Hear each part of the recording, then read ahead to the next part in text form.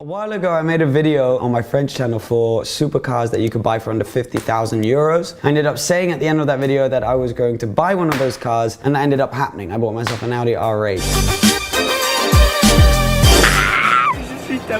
Today is the return of that kind of video, and we're going to be talking about good supercars to invest in potentially for under 100,000 euros. Now, we're doing this in euros because I'm currently in France and we filmed it for my French channel as well. But you know, the same rules apply in general for anything in pounds. Of course, I just want to say, you know, I'm not a massive expert in this. This is just from having been sort of around cars, having been involved in a few deals, brokering car deals, and just being obsessed with constantly looking at what's on the market, what the market is doing. These are a few cars that I see potentially being safe in terms of holding their value and maybe even potentially going up in the future. But of course, the market can shift as a whole, which means that independent models are just affected by that, and you never know, especially in a time as sort of unpredictable as today. So just want to say that as a little intro, but now let's get into it. We're going to be looking at 5 cars for under 100,000 euros. First car is the Aston Martin DBS. Now there are a few things that we're going to be looking out for with these cars, one of which is coming from a recognizable brand. Historically, the ones that kind of do the best are Porsche and Ferrari,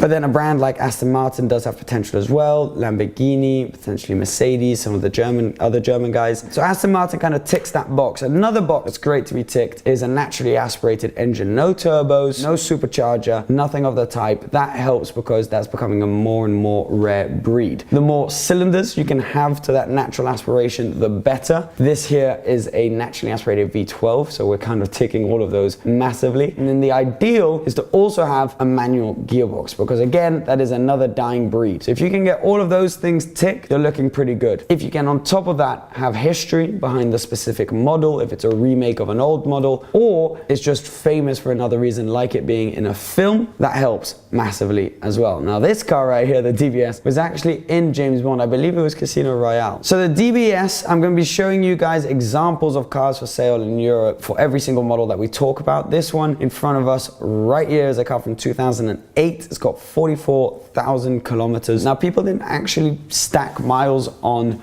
their DBSs too much, because it was kind of a much more rare, much more expensive, slightly more hardcore version of a DB9. So most people who are going to stack miles on got a DB9. Now obviously it's a very pretty car. It was available with a single clutch flappy panel gearbox, actually as an option, or standard with a manual. A lot of people opted for the flappy paddles because that was kind of the thing when it came out back in 2008. So yeah, there aren't that many in manual, and it's a very cool manual gearbox as well. It's kind of this like iRobot looking gear shifter. It's really cool. Now it's a great looking car. Obviously it's got all the history, it's ticked all the boxes. And another thing which is great now is that the remake of this car, the modern DBS, the Superleggera, is not available in a manual, and it's a turbocharged V12. So when you add all those things together, it kind of ticks all the boxes. Maintenance wise, it's an Aston, fairly expensive to maintain. It's obviously got a big V12, drinks quite a bit of fuel, it's got carbon ceramic brakes, so it's not going to be the cheapest car to maintain, and it is fairly expensive to buy, especially in manual. You already see a big premium on the manuals compared to the cars with the single clutch. This one falls just under the 100,000 euro mark at 99,941. So yeah, we're only 39 euros away from our budget cap, but it is a car that I see is, you know, going down in history, potentially more as a long-term investment. It's not one that's going to jump massively very quickly, but a car that definitely ticks a lot of those boxes, and I think is one that you're not going to lose a huge amount on. I mean, you know, who knows if you're going to win, you know, and it kind of skyrocket in value. Nobody really knows, but I think, you know, you're fairly safe in buying a manual DBS. So that's our first car. Of course, there are others I could talk about that fall within the price bracket that are also from Aston Martin, so please comment down below any other cars. And if you want us to make more of these videos, I mean, the Vanquish, not the last gen but the gen before that, Vanquish is definitely a good investment with a manual. The V12 Vantage with a manual is also a good investment that falls in this price bracket, but obviously we're going to try and vary them a bit rather than just get all cars of the same type. So Aston Martin, I actually chose the DBS because that's my personal favorite. We're now going over to Porsche. Porsche, very confusing system in terms of naming their cars, generations, etc. We're going to be focusing on the 997 Turbo today. So today we're actually in the 992 generation. There was a 991 generation just before that, of which there was the 991.1 and 991.2, which was a facelift. And today we're going to be focusing, as I said, on the 997s. Now there are 2 generations of those as well. The 0.1, the 0.2.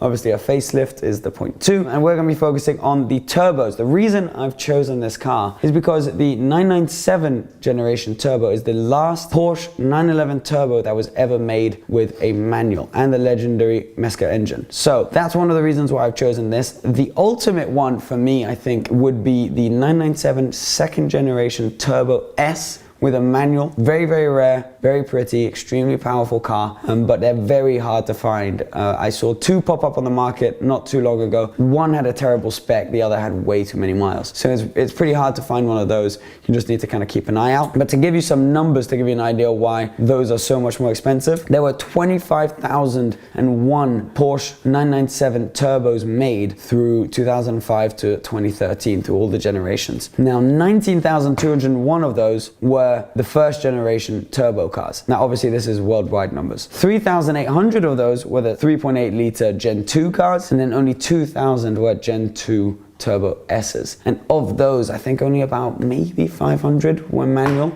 if that. So very rare. Now today we're going to be focusing, obviously because of the budget cap and because of what's available on the market, on the Gen 1 turbo with a manual gearbox. Now this one I found in front of me, very resellable spec, gray exterior, black interior, it's got the carbon ceramics, it's got the manual gearbox, obviously sport chrono package, and it's got the sport seats, which is quite a desirable option, which isn't standard on the turbos. Really, really nice car. It's got those classic first gen turbo wheels. It's kind of ticking all the boxes. This one is going to set you back 85,997 euros. It's got under 50,000 kilometers, which is great for a car of this type. People did stack miles on these because obviously it's such a usable, almost daily driver-esque car. So if you can go under the 50,000 kilometer mark, that is ideal. They're not anywhere near as expensive to run as a DBS would be. Obviously 6-cylinder engine. It's not naturally aspirated, as the name suggests. It is a turbocharged car. But Porsches in general are just so reliable that this again could be a good long-term investment, because you're not really going to have to spend too much in the maintenance of the car. You can use it if you want a fair amount. They're not as mileage sensitive, and they're never going to make another turbo in manual, I believe. At least for now,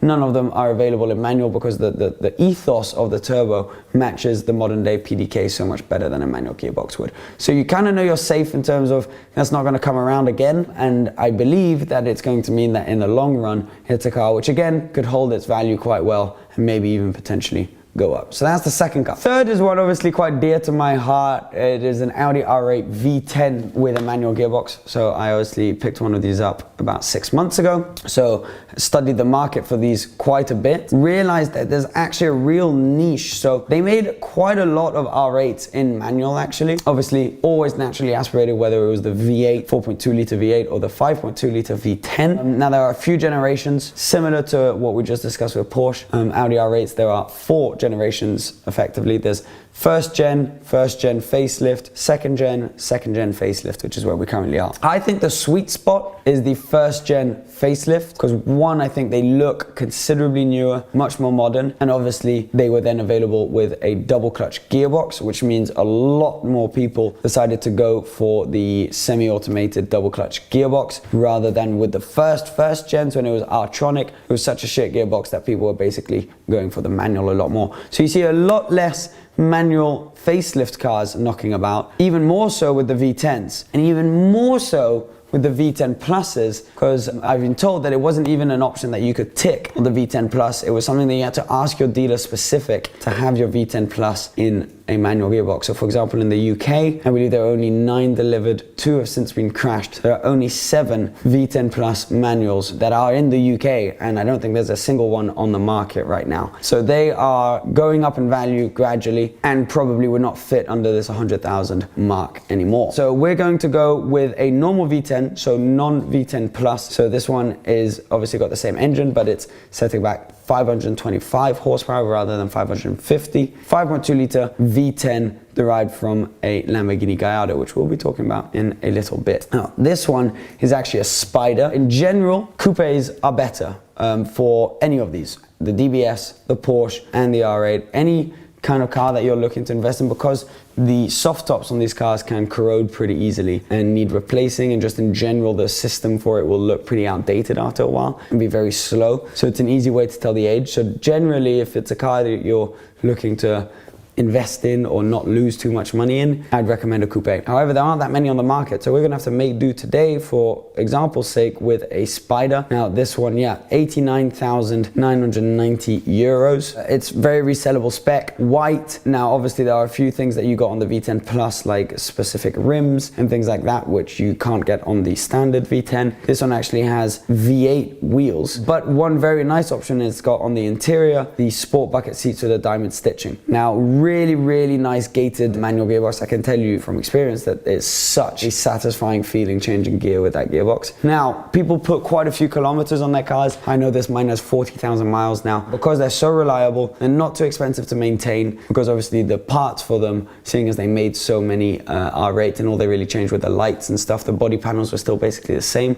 between facelifted versions. You can get the parts fairly cheap, so it's not too expensive to maintain, very usable, so people stack the miles on. So here we're above 50,000 kilometers, we're at 57,000 kilometers. But that's not too bad on these cars, because the market has an average mileage which is quite a lot higher than, for example, with the DBSs. These I see really going up because, you know, I can basically count on one hand the cars that have a naturally aspirated V10 linked to a manual gearbox. Really rare sort of configuration, but one of the best. I think V10s are some of the greatest engines that we've seen on any road cars, and having them linked to a manual. I mean, you got the R8, you got the first gen Gallardo, which is another car that fits in this budget potentially, but is a lot more expensive to maintain. You've got Carrera GT, obviously not in the budget, Dodge Viper, and F10 M5, I believe it was. That was manual as well, with a V10. So yeah, you don't get many of those, which is why I see these potentially going up in the future. Now the next one is actually kind of a personal favorite of mine. This is like your guilty pleasure car, is the Gallardo Superleggera, first generation. I think these are undervalued right now, and I think they will probably, you know, be going up, you know, as the years come. It's a car that was launched in 2007 at the Geneva Motor Show. Naturally aspirated V10, very close to the one that's in the Audi R8 V10. Apart from this one's got 530 horsepower, so 5 horsepower more than the last one we watched, and 20 less than the 550 in the V10 Plus. Obviously, it's quite a lot older than that car though. It's got a single clutch gearbox. It's what they call the E-gear. To be honest, it's a fairly crap gearbox. It's really not that good. It's much better if you're actually using it in the manual mode, because if you leave it in automatic, it's really just not very smooth. But you know, the Gallardo is the best-selling Lamborghini so far, about to be overtaken by the Urus, I believe. But yeah, Gallardo, they sold massive amounts of those. And obviously the most kind of classic one is the first gen car. And the Superleggeras of that, they really did not make a lot of. They then facelifted it to the 570 Superleggera, made a lot more of those, and now the Performante, obviously I think it's like tenfold more of those that they're making. It sounded incredible. It was so raw, so much carbon all over the place. I mean, the engine cover, the rear wing, the rear view mirrors, a side mirror, the door panels, everything was just covered in carbon. Beautiful bucket seats, such a legendary car. And we've seen cars of that type. For example, I've got a 430 Scuderia here, which has gone up, you know, massively, and is still going up as well. Very similar kind of car, and these seem to be the cars that people kind of edge towards if they want to go back to the cars you can't really get anymore today. Naturally aspirated, so hardcore, so raw. Their experiences that are just so rare now. So that's why I think this is going to be one that will hold or go up. Just about fits in the budget. It was the only one I could find that fit in the budget. Usually they're a tiny bit above. This was 99,900 euros, and it's got 44,000 kilometers. These are fairly mileage sensitive cars. The Superleggera is a lot more than the standard Gallardos. But yeah, as long as you're under that 50,000 mark, you should be okay. But awesome looking cars. This one we've got in front of us here, obviously in black, very resellable spec. I think that would be a great car to pick up in the years to come. It wouldn't be a video of this type if you didn't at least mention one Ferrari. And we're going to be talking about the 360 Modena. There's a few you could talk about in this category that fall within the budget, the 355, but I'm going to talk about the 360 purely because it was one of the first Ferraris you could kind of daily drive, which was really usable, made out of aluminium, produced in high numbers, and one of the last V8 manuals they made. Obviously the 430 then came out in manual after that. There was the California as well, but the 430 is way out of budget now if you're getting it as a manual. So this is a great car, naturally aspirated V8 around 400 horsepower, and linked to that famous Ferrari gated manual, which they do not make anymore. There is no car coming out out from Maranello with a manual gearbox, which is what makes this kind of really special. The one I found here is in yellow, which is not the ideal color you'd go for. Ideally, you want a red car